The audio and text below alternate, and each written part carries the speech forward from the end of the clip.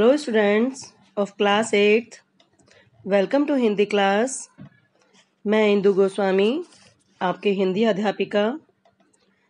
बेटा, हम लोगों ने last time chapter number 3 complete कर लिया था। उसके क्वेश्चन आंसर भी वी हैव डन एंड एक सीन भेजा था मैंने, वो भी हो चुका है। अब हम आपका चैप्टर नंबर 4 शुरू करेंगे आज, दीवानों की हस्ती।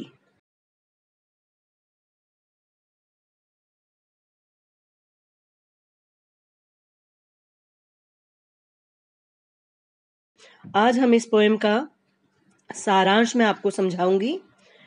बेटा, दीवानों की हस्ती, कवि ने कहा है कि दीवानों की हस्ती जो कविता है वह भगवती प्रसाद वर्मा ने एक मस्त मौला और बेफिक्र व्यक्ति का स्वभाव दर्शाया है।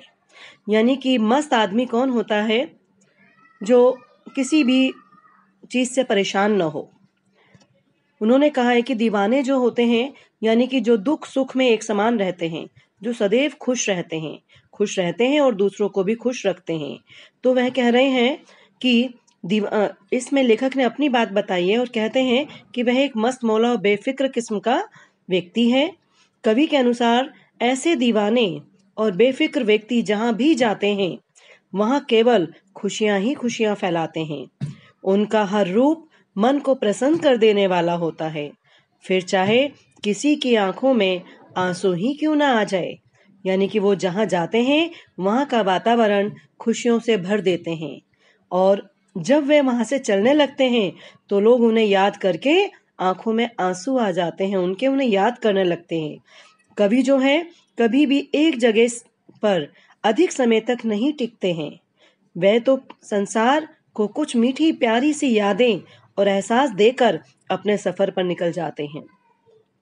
कवि लोग सांसारिक बंधनों में नहीं बंधते, इसलिए वह खुश रहते हैं और दुख और सुख दोनों को एक समान रूप में स्वीकार करते हैं।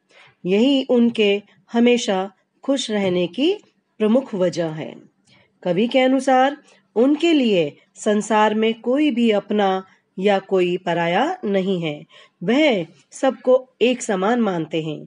वो अपने जीवन के रास्ते पर चलकर खुश हैं और सदा अपने चुने रास्तों पर ही चलना चाहते हैं। यही कवि ने इसमें बताया है। इस कविता में कहा है कि खुशियां बांटते रहने से खुशियां सदैव बढ़ती हैं और अपने आसपास का जो वातावरण है वह भी खुशनुमा हो जाता है। तो ये इस कविता की समरी थी और अगली कक्षा में जो है हम इसे स्टैंजे वाइज एक एक स्टैंजे की अलग अलग व्याख्या में आपको भेजूंगी। अगली क्लास में हम भेजेंगे। अभी आपको ये समरी सिर्फ पढ़नी है, याद करनी है और इससे रिलेटेड एक क्वेश्चन बेटा मैं भेज रही हूँ आपको, जो आपको हिंदी की रिवीजन नोटबुक में करना है आपको। ठीक है? क्वेश्चन है, कविता के आधार पर कवि का स्वभाव किस प्रकार का था? अपने शब्दों में लिखिए। I am repeating again question कि कविता के आधार पर कवि का स्वभाव कैसा था? अपने शब्दों में लिखिए। यह प्रश्न जो है आपको अपनी हिंदी की रफ कॉपी में या रिवीजन नोटबुक में करना है। धन्यवाद।